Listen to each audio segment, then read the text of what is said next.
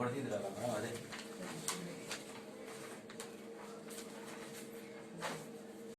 ಎರಡು ಸಾವಿರದಿಂದ ನಿಮ್ಮ ಸಮಸ್ಯೆಗಳಿದೆ. ಅಂಗಡಿಗಳು ಕೊಡ್ತೀವಿ ಇಲ್ಲ ಮತ್ತೆ ಅದೆಲ್ಲ ನಮಗೆ ಕೂಡ ಸ್ವಲ್ಪ ಗೊತ್ತಿದೆ. ಈಗ ಬೋರ್ ಆಯುಕ್ತರನ್ನ ನೋಡಿದ್ದೀರಾ, ಅಧ್ಯಕ್ಷರನ್ನ ನೋಡಿದ್ದೀರಾ. ಈಗ ಅವರು ಯಾವ ಥರ ನಿಮಗೆ ಹೇಳಿಕೆಗಳು ಕೊಟ್ಟಿದ್ದಾರೆ ಅಂತ ನಾವು ನೋಡಿದ್ದೀವಿ. ಅಕಸ್ಮಾತ್ ನಿಮ್ಮ ಬೇಡಿಕೆಗಳು ಈಡೇರೋದು ಹೋದರೆ ನೀವು ಏನು ಮಾಡೋ ಪ್ರಯತ್ನಗಳು ಇಟ್ಕೊಂಡಿದ್ದೀರಾ? ಇಲ್ಲ, ಖಂಡಿತ ಆಗುತ್ತೆ ಅಂತ ಒಂದು ಒಳ್ಳೆ ಮನಸ್ಸು ನಂಗೆ ಬಂದಿದೆ. ಯಾಕಂದರೆ ನಾನು ಇಷ್ಟವರೆಗೆ ಯಾವ ಅಧ್ಯಕ್ಷತನ ಹೋಗಿರಲಿಲ್ಲ. ವಲ್ಲಲ್ ಮುನಿಸ್ವಾಮಿ ಅವರ ಅಧ್ಯಕ್ಷರು. ಯಾಕಂದರೆ ಅವರು ಬಡವರ ಮೇಲೆ ಒಂದು ಒಳ್ಳೆ ಒಂದು ಪ್ರೀತಿ ಇಟ್ಕೊಂಡಿದ್ದಾರೆ. ಅವ್ರ ಹತ್ರ ಬಂದು ಕೆಲಸ ಆಗುತ್ತೆ ಅಂತ ನಮಗೊಂದು ನಂಬಿಕೆ. ಮೇಡಮ್ ಕಮಿಷನರ್ ಮೇಡಮ್ನು ಅಶ್ಯೂರೆನ್ಸ್ ಕೊಟ್ಟಿದ್ದಾರೆ. ಆ ಫೈಲ್ ನಾನು ನೋಡ್ತೀನಿ ಸರ್, ಹೋಗ್ತೀನಿ, ಅದ್ರ ಬಗ್ಗೆ ಏನಂತ ನನಗೆ ಗೊತ್ತಿಲ್ಲ ಅಂತ ಹೇಳಿದ್ದಾರೆ. ಆಮೇಲೆ ಅವ್ರಿಗೂ ನಾನು ಎಕ್ಸ್ಪ್ಲೈನ್ ಮಾಡಿದ್ದೀನಿ.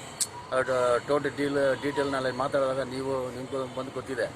ಇವ್ರ ಮೇಲೆ ಒಂದು ಒಳ್ಳೆ ನಂಬಿಕೆ ಇದೆ 100%. ಯಾಕಂದರೆ ಎಲ್ಲರೂ ಬಂದು ಕೂಲಿ ಕೆಲಸ ಮಾಡೋರು, ಎಡ್ದಿನ ಗಾಡಿ ಓಡಿಸೋರು, ಅವ್ರಿಗೆ ಒಂದು ಓನರ್ ಆಗಬೇಕಂತ ಮನಸ್ಸು ಅವ್ರಿಗೆ ಇದ್ದರೆ ಅವ್ರು ಡೆಫಿನೆಟ್ ಆಗಿ ಮಾಡಿಕೊಡ್ತಾರಂತ ಒಂದು ನಂಬಿಕೆ ನಮಗಿದೆ.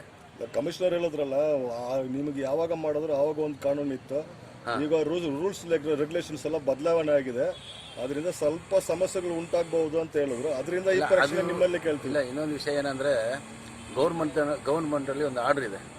ಅದು ಹಾಗಾದರೆ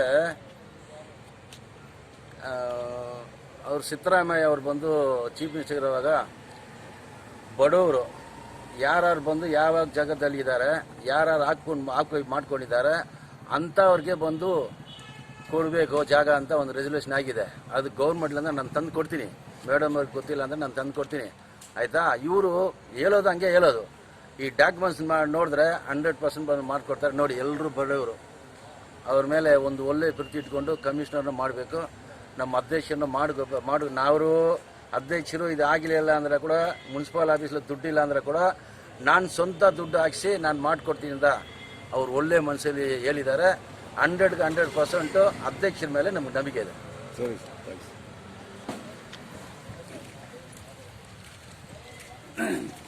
ಕೆಲವಾಗಿ ಇವರೆಲ್ಲ ಕೂಲಿ ಕೆಲಸ ಮಾಡೋರು, ಎದ್ದಿನ ಗಾಡಿ ಓಡ್ತಾರೆ. ಅದು ಸುಮಾರು 100 ವರ್ಷದ ಮೇಲೆ ಅವರು ಎದ್ದಿನ ಗಾಡಿ ಓಡ್ತಾ ಇದ್ರು. ಆವಾಗ ನಮ್ಮ ಮುನ್ಸಿಪಾಲ್ಟಿ ಏನು ಮಾಡಿದ್ರು, ಈ ಥರ ಎಲ್ಲ ಕೂಲಿ ಕೆಲಸ ಮಾಡ್ತಾ ಇದ್ದಾರೆ, ಇವ್ರ ಫ್ಯೂಚರ್ಗೆ ಇವ್ರಿಗೆ ಬಂದು ಅಂಗಡಿ ಮಾಡಿಸ್ಕೊಡ್ಬೇಡ, ಅವ್ರ ಜಾಗದಲ್ಲಿ ಅಂಗಡಿ ಮಾಡಿಸ್ಕೊಡ್ಬೇಡ ಅಂತ 2001 2002 ಬಂದು ಒಂದು ರೆಸಲ್ಯೂಷನ್ ಆಗಿದೆ. ಆ ರೆಸಲ್ಯೂಷನಲ್ಲಿ ಈ ಥರ ಬಂದು ಇಂಥವ್ರಿಗೆ ಕೊಡಬೇಡ ಅಂತ ಒಬ್ಬೊಬ್ಬರು ಒಂದು 30,000 ಕಟ್ಟಿ ನಾವು ಮುನ್ಸಿಪಾಲಿಟಿ ಕಡೆಯಿಂದ ನಾವು ಅಂಗಡಿ ಮಾಡಿಸಿ ನಿಮಗೆ ಕೊಟ್ಬಿಡ್ತೀವಿ ಅಂತ ಒಂದು ರೆಸಲ್ಯೂಷನ್ ಆಗಿದೆ.